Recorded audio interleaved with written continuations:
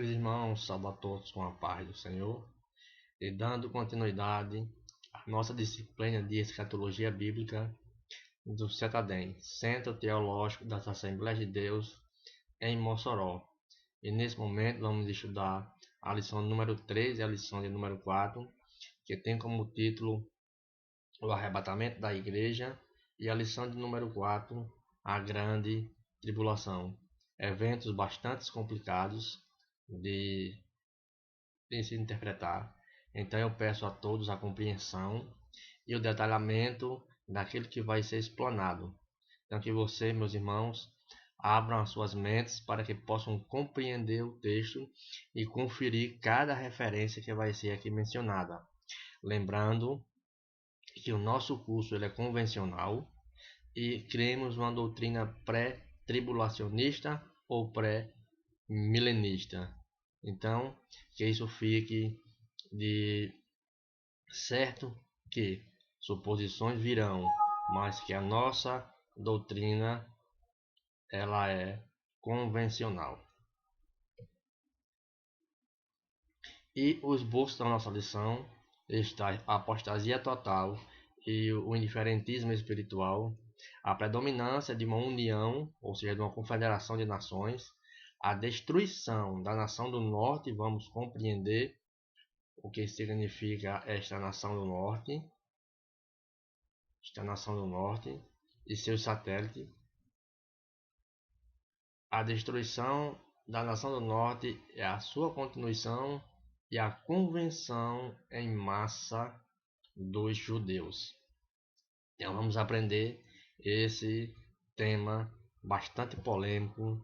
Mais uma vez repito, espero que você tenha entendido a lição de número 1, a lição de número 2 e que possamos juntos aprender a partir deste momento da lição de número 3.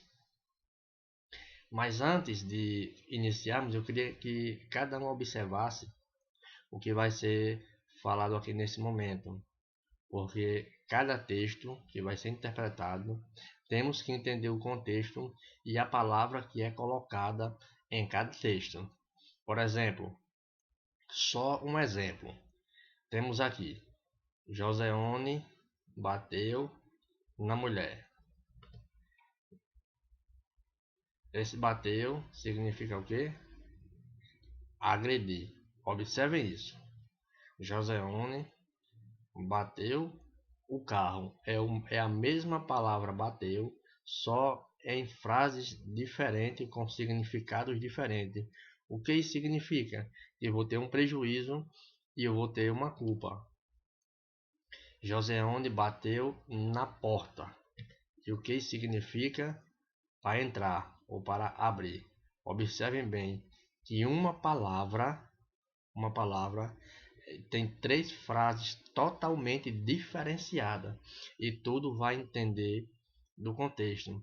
Porque o que eu quero dizer com isso? Que cada versículo da nossa Bíblia e cada versão de Bíblia ela traz uma palavra diferenciada. Sabemos que vai vir uma grande apostasia, como está escrito na apostila. E nesse momento eu queria que vocês observassem cada texto e cada versão da Bíblia a respeito da apostasia. 2 Tessalonicenses capítulo 2, verso 3 diz assim: Ninguém de maneira nenhuma vos engane, porque não será assim que antes venha a apostasia. Almeida Revista Fiel. Na NVI diz o seguinte: Não deixe que ninguém vos engane de modo algum. Antes daquele dia virá a apostasia, e então será revelado o homem do pecado, o filho da perdição. Na versão Nova Linguagem de hoje diz o seguinte: Não deixem que ninguém os engane com nada disso, pois antes disso terá de acontecer a revolta, olhe só, a revolta contra Deus. E na NVT, na nova versão transformadora, diz o seguinte: Não se deixem enganar pelo que se dizem, pois esse dia não virá até que surja, olhe só, até que surja a rebelião. E na King James atualizado diz o seguinte: não vos deixe enganar de forma alguma por ninguém, porquanto antes daquele dia virá a apostasia. Então será revelado o filho da perdição. Agora, no texto literal, linguagem do texto literal diz o seguinte: que ninguém vos engane, segundo nenhuma maneira, porque não será assim sem antes haja vindo a retirada. Olha só o que estava escrito, dos crentes, primeiramente, e depois haja sido revelado o homem do pecado, o filho da perdição. Isso na versão 2015. Na versão 2009 já vem o seguinte: que ninguém vos engane, segundo maneira nenhuma, porque não será assim, sem que primeiramente venha a retirada dos crentes e tenha sido revelado o homem do pecado, o filho da perdição. O que eu quero dizer neste momento? Que essa palavra apostasia, no original que ela está escrito aqui, é retirada. Então, no momento que eu passo a entender que isso é uma apostasia da fé, eu passo a dizer que a igreja irá passar pela tribulação. Mas quando eu leio no texto literal, que não será assim, que antes venha a retirada de quê? Dos crentes aqui na terra. E para que você possa, meu irmão, aprender essa passagem mais detalhadamente, você deve voltar ao livro das Epístolas Paulinas 2, na página de número 97, quando Paulo fala da carta da segunda às Tessalonicenses. Por que eu estou mencionando isso? Porque na lição fala de uma grande apostasia, que nós vamos ver a partir de agora. Mas vai ter apostasia? Sim. Mas em que ponto? Olha só. Então vamos observar a partir desse momento. O arrebatamento será o primeiro de uma série de eventos. Primeiro acontece o arrebatamento. No céu vai ter o tribunal de Cristo, as bodas do Cordeiro, enquanto aqui na terra dá-se-á um período de tribulação e grande tribulação que vimos nos slides anteriores. Após o arrebatamento, conforme já foi dito no capítulo 2 de Daniel e no livro de Apocalipse, a formação de uma confederação de nações aos moldes do derrocado Império Romano, como uma forma de expressão do domínio gentílico mundial, baseado na estátua de Daniel e nas imagens do Apocalipse. Para quem já estudou o livro Daniel e o Apocalipse, isso deixa bem claro. Isso é só para entendermos um pouco a nossa mente. Então, esse poder ele tem que ser um poder muito vasto de religiões e um poder militar, como está escrito. O poderio bélico, que são as potências mundiais, será potencializado em todo o mundo no decorrer dos tempos após o arrebatamento, ou seja, uma confederação de nações irá se juntar, conforme profetizado por Ezequiel 38 e 39, e no capítulo 2 de Joel, a considerar que Israel, olha só, será invadida por Gog, referida pelos profetas como a nação do norte, que vamos entender detalhadamente que nação é essa. E para a compreensão de que significa esse Gog, eu recomendo esses dois livros de Abraão de Almeida e o Calendário da Profecia. Nosso livro, esse de escatologia bíblica, ele é baseado todo nesse livro, o Calendário da Profecia.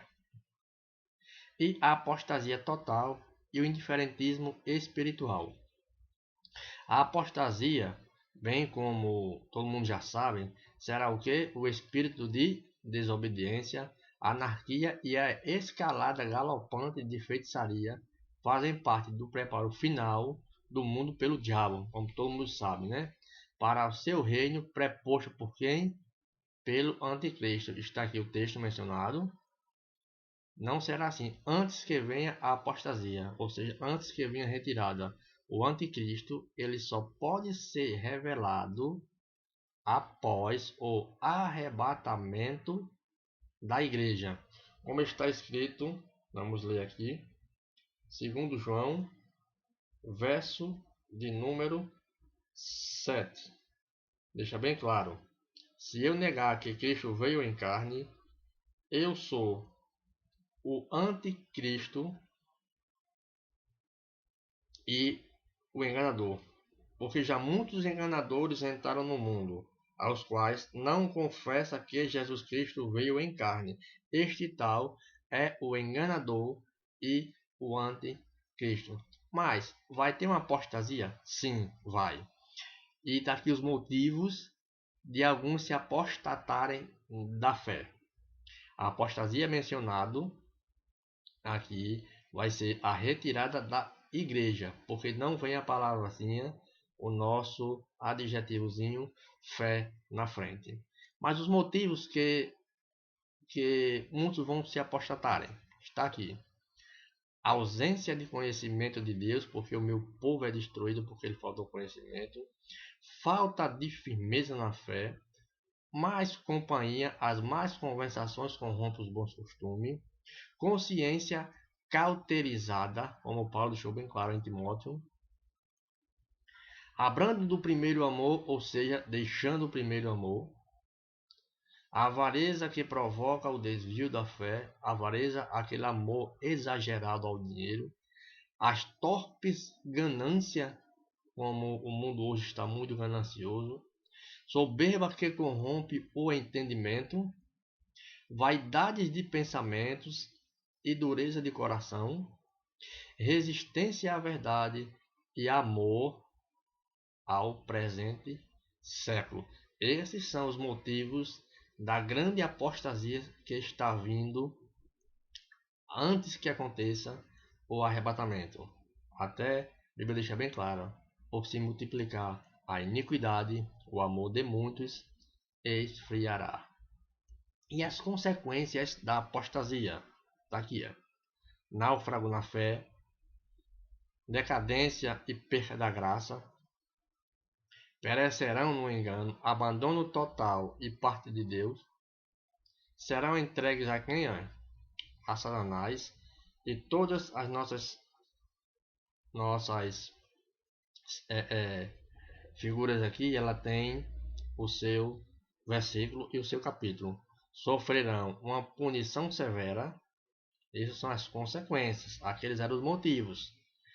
Trevas eterna, juízo divino, segunda morte, que todo mundo sabe qual é, e a condenação e destruição total. Então, vai ter motivos da apostasia e vai ter as consequências dessa apostasia. Espero que você, meu irmão, esteja compreendendo nossas referências. Mas quando isso acontecer, sabemos que houve em massa um aumento do retorno de Israel, né? E esse aumento veio através de dois movimentos que até hoje ainda existem. O movimento sionista, né, de Jerusalém como patrimônio histórico. O maior retorno de Israel foi em 1948, em um só dia. E o movimento anti-sionista, que o Estado total ele se opõe contra Israel. Existem esses dois movimentos, mas o retorno de Israel ele dá-se bem antes ao ano de 1948. E em 1967 houve a Guerra dos 6 Dias, onde Israel ele fez um pacto ou um tratado com uma certa nação. E neste dia, o ditador egípcio Gamal Abdel Nasser, ele assustou o mundo com uma arrogante ameaça. Ele deixou bem claro: nosso objetivo é destruir Israel. Ou seja, nesta guerra, este homem, ele em público disse essa frase: ameaçadora para a nação de Israel. Embora Israel tenha retomado o controle da velha cidade de Jerusalém, observem isso aqui,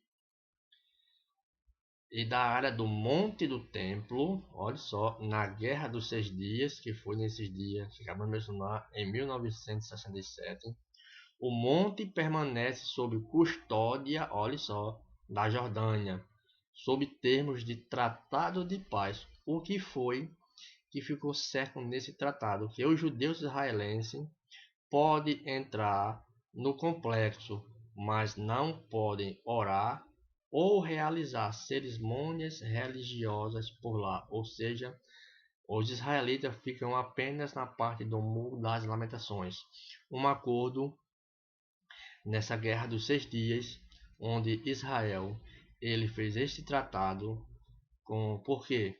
Porque hoje em dia, onde está o local do templo, se encontra uma mesquita de Omar, uma mesquita islâmica. Então, esse tratado, eles nem sequer podem fazer oração dentro do templo, porque foi acordado em um tratado. Nós vamos ver detalhadamente. E o retorno de Israel, Deus por um homem chamado Teodoro Herzl, que no ano de 1897 um surgimento ou um sentimento de volta ao lar existe no coração de todos os israelitas dispersos. Sabemos que a dispersão dos judeus se deu na profecia do cumprimento da profecia de Mateus capítulo 24, no ano 70 depois de Cristo, né? E pouco a pouco, a sistemática e continuada, o povo começou a voltar, obedecendo ao impulso do Espírito Santo em um cumprimento à palavra de quem? De Deus, conforme Jeremias escreveu e conforme Ezequiel escreveu. E a maior volta do retorno de Israel, como já foi mencionado, foi em 1948, quando Israel já estava bem instalado aonde? Na Palestina.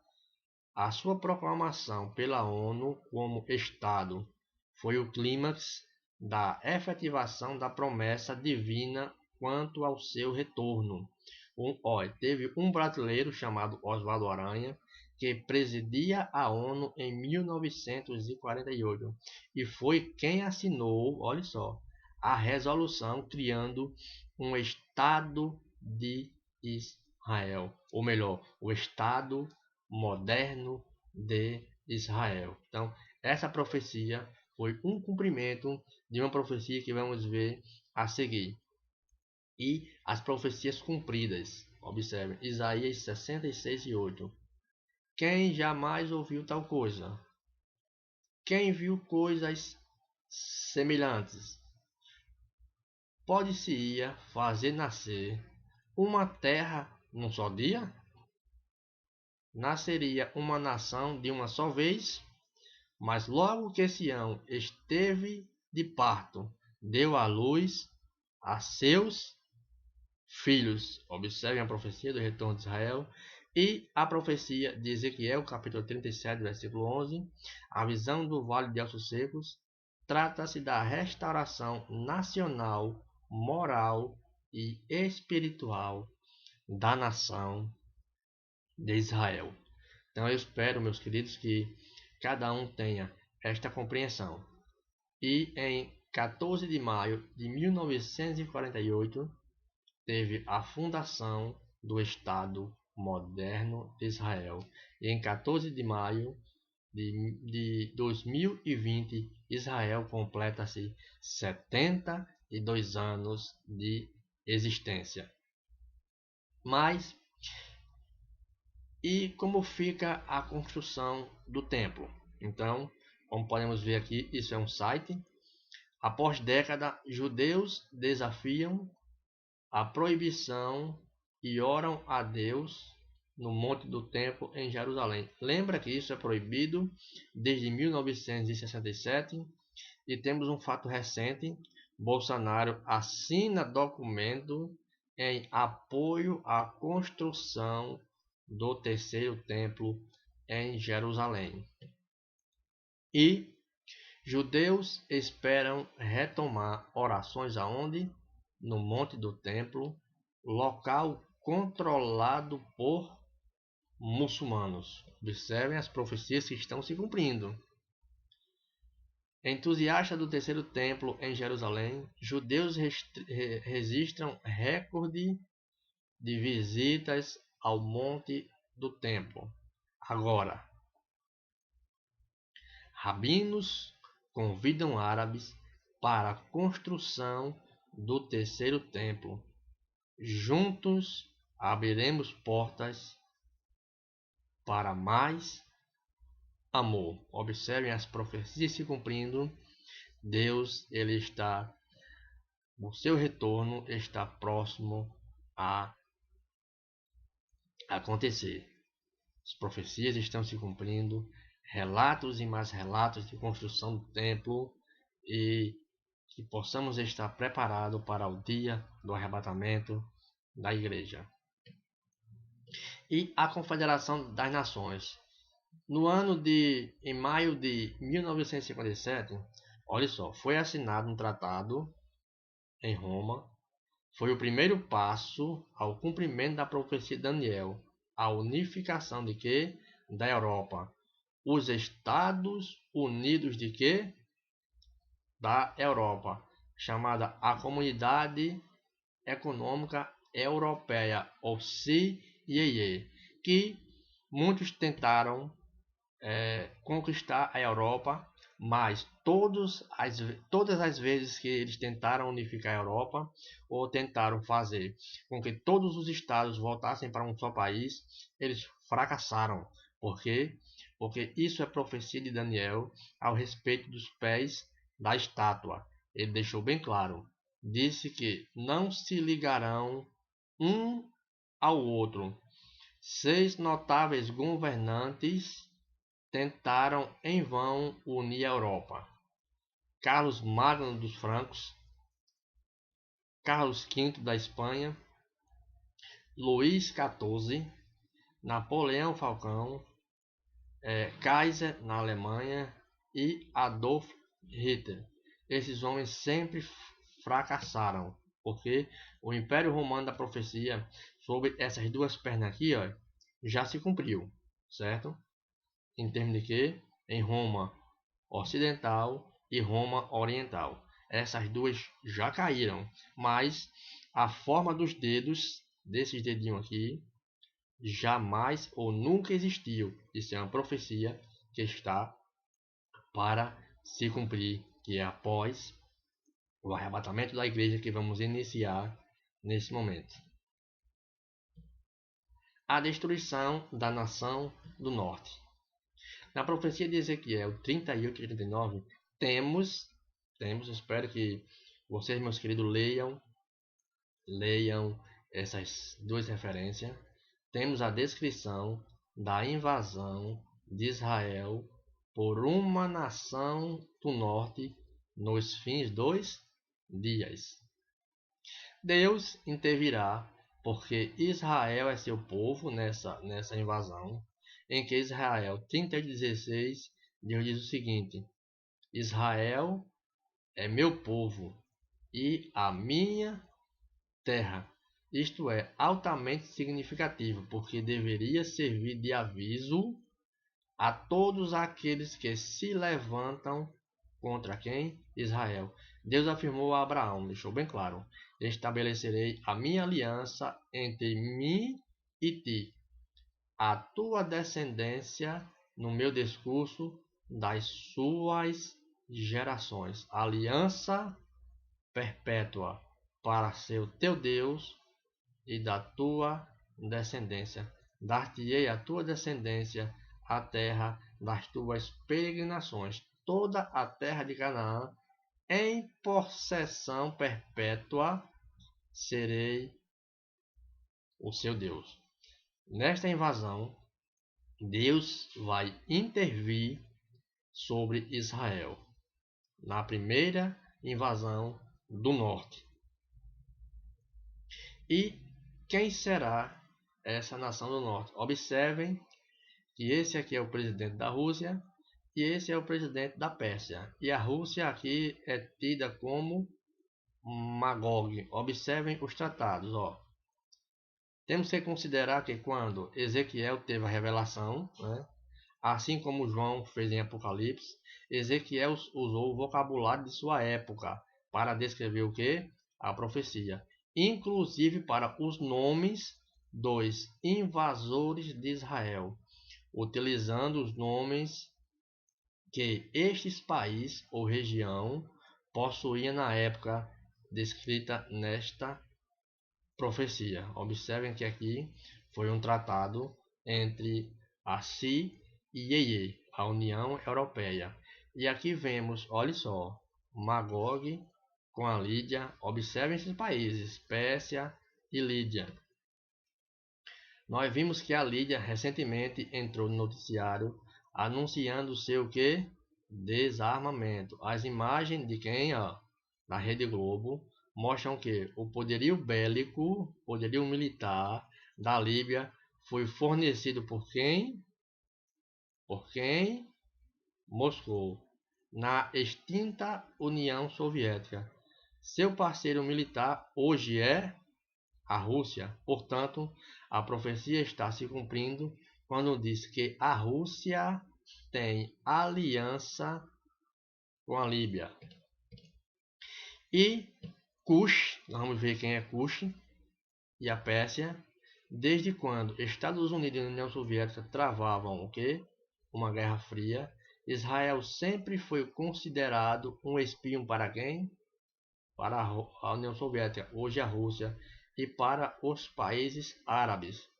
A União Soviética simplesmente não atacava Israel porque Israel sempre teve um poder bélico poderoso e de mais alta o que?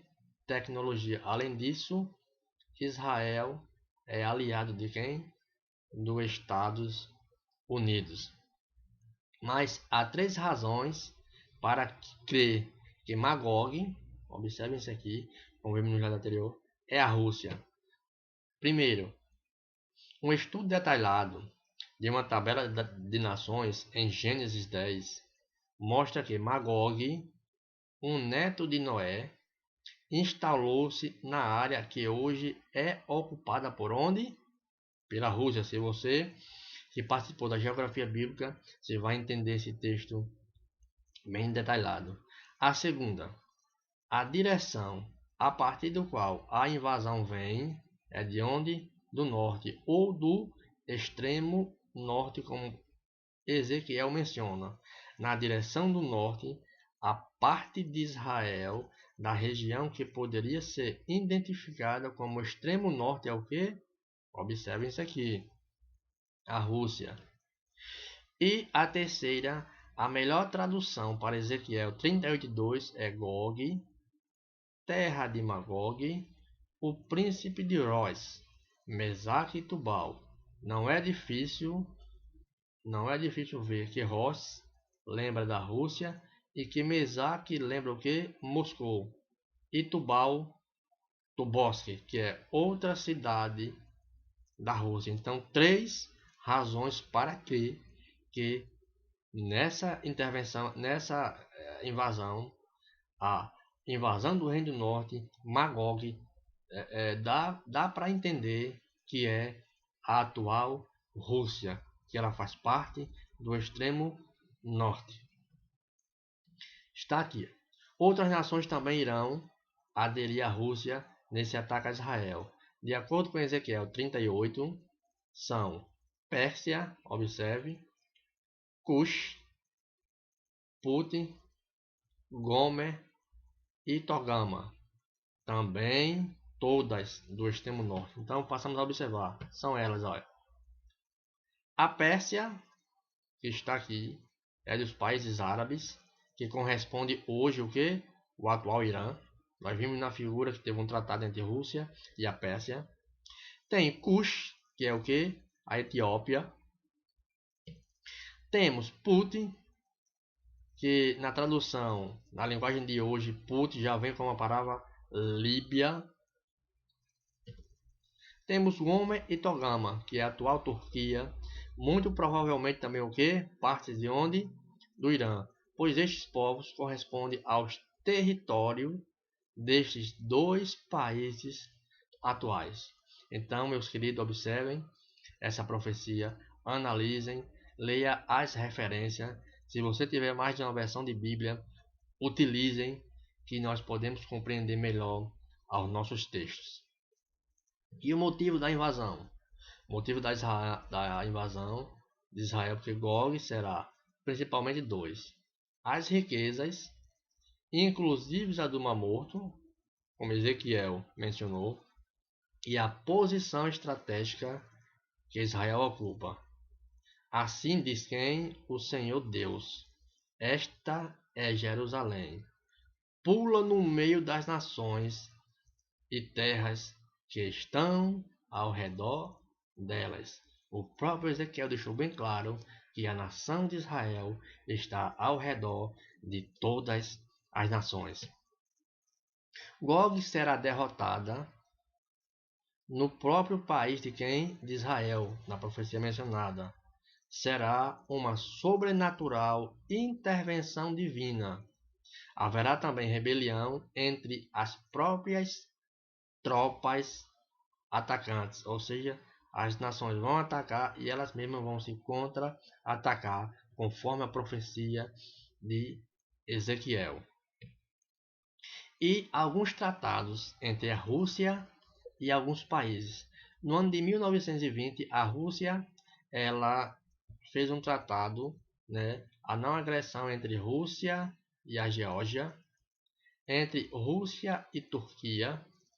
No ano de 1970, a União Soviética com a Alemanha Ocidental, tratado sobre reduções estratégicas, também chamado de Tratado de Moscou, desde 2002, ou seja, entre Rússia e Estados Unidos, pela redução de número de ogivas nucleares. E neste tratado ficou claro que tanto a Rússia poderia, com seus aviões, sobrevoar o estado dos Estados Unidos, e os Estados Unidos sobrevoar o estado da Rússia para saber se eles fabricavam mísseis nucleares. Mas agora, no dia 21 de maio de 2020, o presidente Donald Trump ele desfez este acordo. Ou seja, o que os Estados Unidos está em mente para não deixar os aviões sobrevoarem a nação dos Estados Unidos. E houve um tratado de paz soviético-lituano, né, também conhecido como Tratado de Paz entre Moscou, Rússia e Lituânia. No ano de 1945 foi proclamado o fim da Conferência de Moscou. E 1932, acordo entre Moscou e Irã. Observem aí todos esses tratados de paz em meio a uma alienação.